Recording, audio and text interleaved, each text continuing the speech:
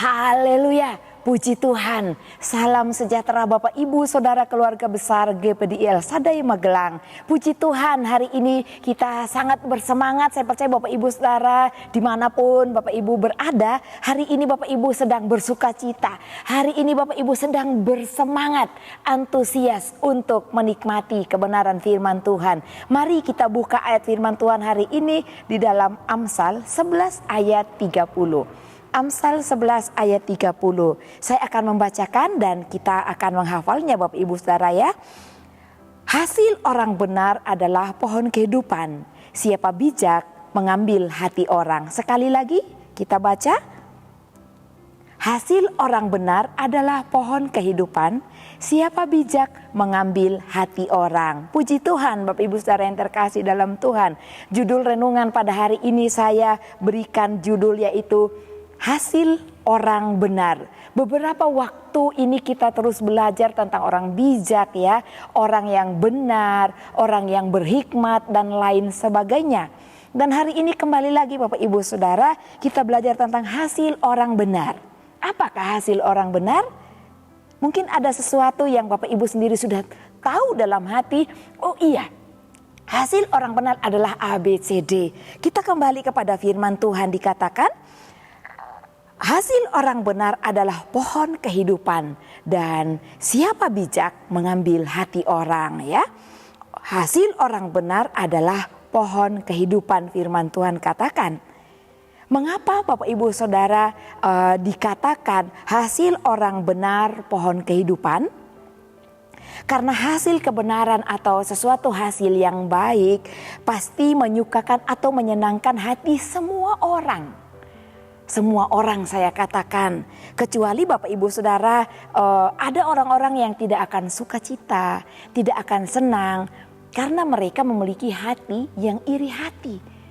Hati yang iri hati biasanya terjadi kepada orang-orang yang tidak suka, tidak senang ikut bangga, ikut bersukacita atas keberhasilan, atas kesuksesan orang lain. Nah itu hati yang memiliki iri hati. Tapi saya percaya bahwa Bapak Ibu Saudara keluarga GPDI El Shaddai Magelang selalu hidup di dalam Tuhan, menanggalkan iri hati itu. Sehingga ketika kita melihat orang yang bersukacita, orang yang berhasil, orang yang diberkati, kita pun ikut memuji Tuhan. Kita pun ikut berkata puji Tuhan, Tuhan baik. Nah Bapak Ibu yang terkasih dalam Tuhan, dikatakan ya, mengapa dikatakan hasil orang benar pohon kehidupan? Saya sudah katakan bahwa semua hasil dari kebenaran atau hasil yang baik itu akan menyukakan orang lain, hati semua orang. Nah, apa hasil yang dimaksudkan sehingga atau dikatakan adalah pohon kehidupan? Hasil apa? Hasil yang dimaksudkan adalah hasil pekerjaan atau hasil perbuatan. Bapak Ibu Saudara sekalian, hasil pekerjaan atau hasil perbuatan seseorang, itulah yang dikatakan hasil ya. Hasil orang benar adalah pohon kehidupan. Hasil apa lagi selain dari pekerjaan atau perbuatan seseorang, yaitu hasil perkataannya, hasil pemikirannya, hasil dari tingkah lakunya dan lain sebagainya yang semuanya berhubungan dengan kehidupan kita setiap hari. Dikatakan bahwa hasilnya adalah pohon kehidupan. Pohon kehidupan ya, apa yang dimaksudkan dengan pohon kehidupan? Biasanya pohon kehidupan juga melambangkan Allah sendiri. Dia adalah pohon kehidupan kita, dia adalah air hidup bagi kita. Namun dalam Amsal ini dikatakan bahwa hasil orang benar adalah pohon kehidupan. Apa pohon kehidupan tersebut? Pohon kehidupan ini melukiskan atau memperjelaskan kepada saya, kepada Bapak Ibu Saudara, pohon yang hidup itu adalah pohon yang selalu terlihat dan juga kelihatan tidak mati. Mungkin kalau dia menghasilkan buah-buahnya tetap dinikmati, keindahannya tetap dilihat orang. Sehingga pun kalau pohon itu tetap hidup, ketika pohon itu tumbuh rindang, berarti pohon ini juga akan menjadi tempat kediaman binatang-binatang yang lain, burung-burung menaruh sarang di atas pohon tersebut. Itulah pohon yang hidup, Bapak Ibu Saudara yang terkasih dalam Tuhan. Nah, pohon kehidupan bagi orang benar, ya, dikatakan bahwa hasil orang benar adalah pohon kehidupan.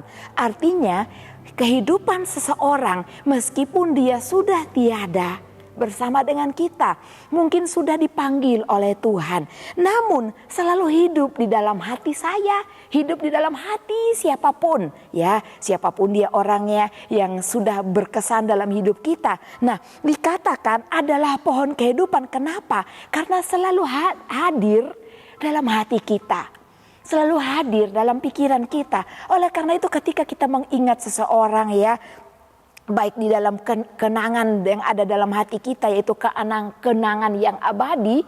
Kenapa saya katakan kenangan yang abadi terhadap seseorang yang kita kenang? Oleh karena kehidupannya itu seperti pohon kehidupan. Karena dia tetap hidup dalam hati kita. Dan ketika kita membayangkan atau mengenang seseorang, tentu kita bayangkan kehidupannya, bukan jasad seseorang, Bapak Ibu Saudara, kan, ya.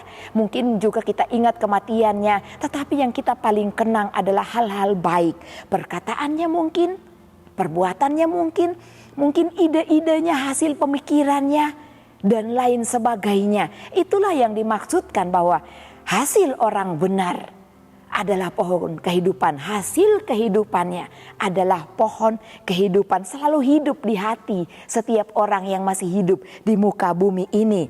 Contohnya yang sampai sekarang, mungkin juga sosok yang saya sebutkan ini lahir sebelum Bapak Ibu Saudara lahir, yaitu Ibu Kartini.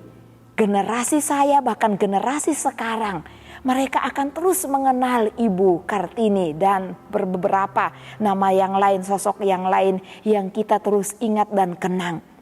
Dia dikenang karena perbuatannya, karena perilakunya, karena kehidupannya. Adalah pohon kehidupan, dinyanyikan, dikenang, ya, dihormati. Fotonya selalu akan dilihat oleh setiap orang yang mungkin generasi belum tahu siapa Ibu Kartini itu. Mereka akan mencari tahu wajahnya.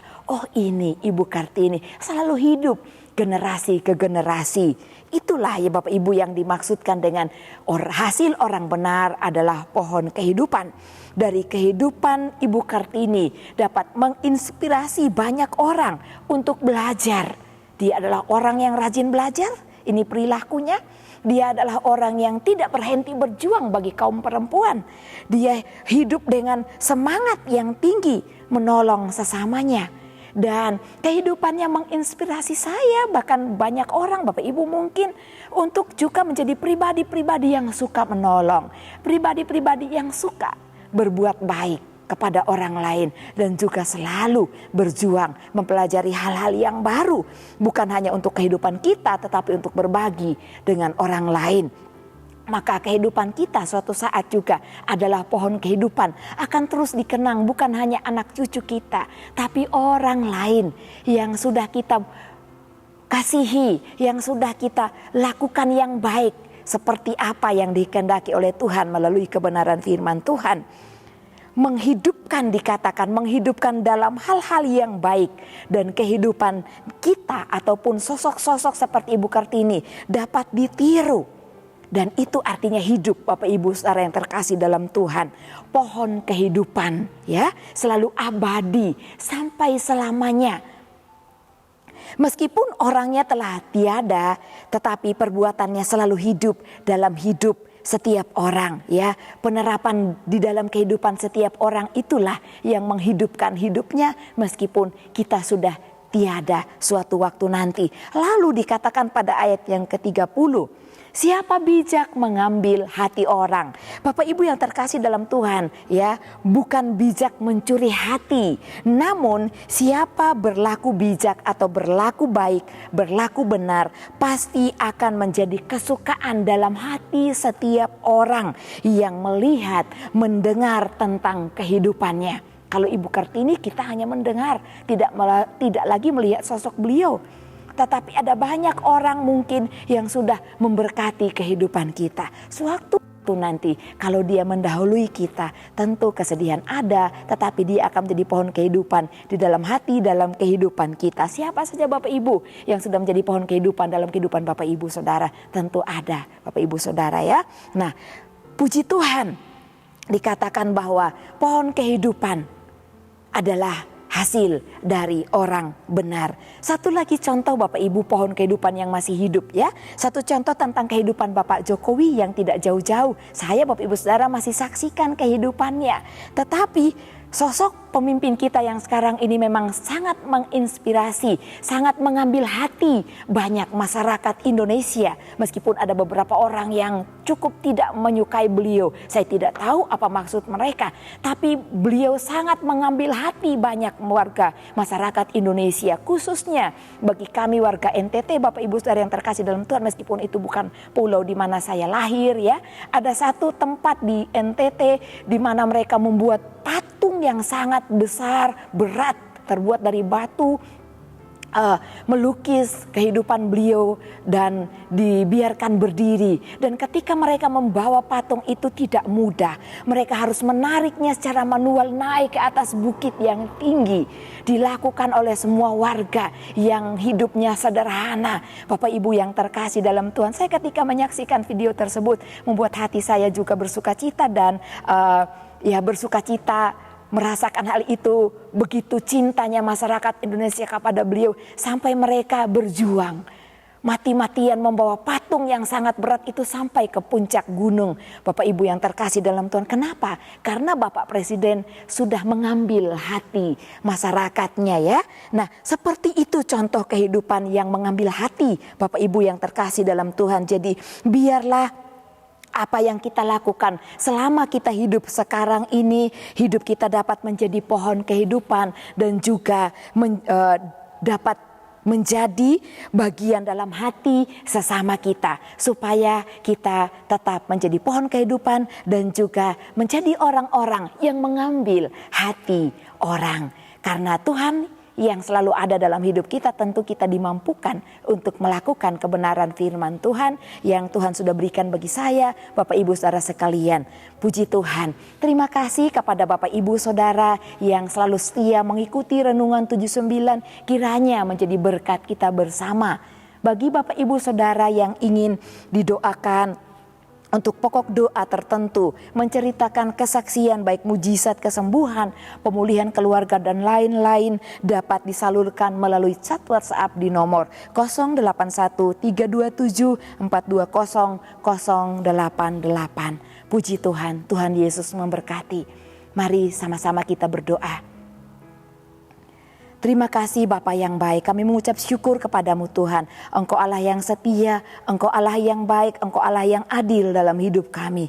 Tuhan, kami mau hidup kami menjadi berkat. Kami hidup menjadi orang benar dan hasil hidup kami adalah pohon kehidupan. Dan kami pun mau menjadi orang yang bijak, yang mampu mengambil hati sesama kami. Berkati firman-Mu dalam hidup kami, berkati kami seluruh keluarga GPD El Shaddai Magelang, bahkan Bapak Ibu Saudara yang juga menikmati renungan GPD El Shaddai Magelang ini Tuhan. Keluarga GPD El Shaddai Magelang akan bersorak-sorak dan bersuka cita karena kasih setiamu, sebab Engkau telah menilik sengsara keluarga GPD El Shaddai Magelang, telah memperhatikan kesesakan jiwa keluarga GPD El Shaddai Magelang. Terpujilah Engkau Tuhan kami, kekalah kuasa-Mu sekarang dan sampai selama-lamanya. Dalam nama Tuhan Yesus kami berdoa. Haleluya, amin.